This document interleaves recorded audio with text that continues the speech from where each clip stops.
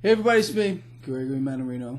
It is Wednesday, February 20th, 2019. Let me start you off with a good story, and I'm serious here. Most of you know that my dearest friend in the world is a 95-year-old gentleman. His name is Edward Hall. He is a Pearl Harbor survivor. Well, I had to pick him up from the airport late last night, and he was kind of in a good mood, and I was happy to see that, obviously. So I said, Ed, well, what happened?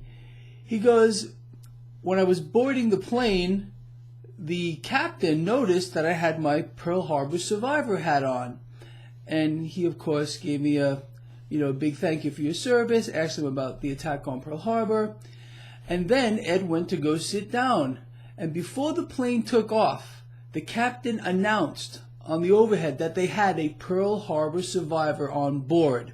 Well, I wish I knew this gentleman's name, but one of the first-class passengers offered his seat to Ed Hall for his service on December 7th, 1941. And I think that's a great thing. And if you're out there, sir, I salute you. I mean that. Anyway, with that said, let's move forward. Well, interesting day thus far. Market's been open for just about a half of an hour. All night long, stock futures were in the red. Well, how many of you would be shocked if I were to tell you stocks are higher right now? Not by much, but of course, it's more of the same garbage. What's going on today? It's kind of big, seriously. We're going to hear from the Fed, the slave master, the puppet master, however you want to talk about this criminal organization, because that's what they are. The Fed is going to let us know via their minutes that they're going to read later. Give us a hint about monetary policy, about reduction of their balance sheet, a possible pause in their balance sheet, who knows. So right now the market is not doing too much. Like I said, stocks are higher, despite futures being down all night long. Look, it's more of the same here.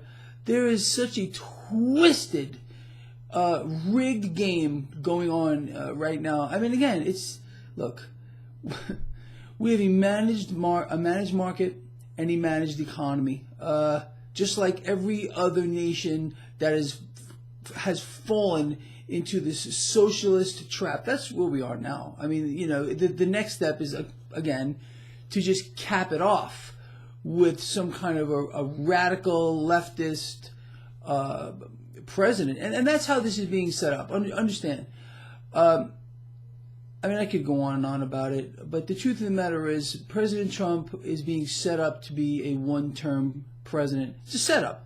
Presidents are selected. They are not elected. The next one has already been selected. I don't want to sound like a conspiracy theorist, but how many of you believe that the stock market wanted Hillary Clinton to win? Of course they didn't. The stock market selected, or the Wall Street banks selected Trump to do what he's doing right now to the stock market, to bring the Fed higher up on the hierarchy of dog shit. I don't even know another way to put it. It's too much. It really is. But that's the way it is, and unfortunately the rest of it's just a show, the two-party system. You all know that. But again, so we're going to hear from the real boss today, the real boss of the economy, of the markets, of pretty much the world, is the Federal Reserve, the head of all of the world central banks. Understand, every world central bank is owned and run by the same institutions, the same 6 banks that Mnuchin met with. It's kind of incredible.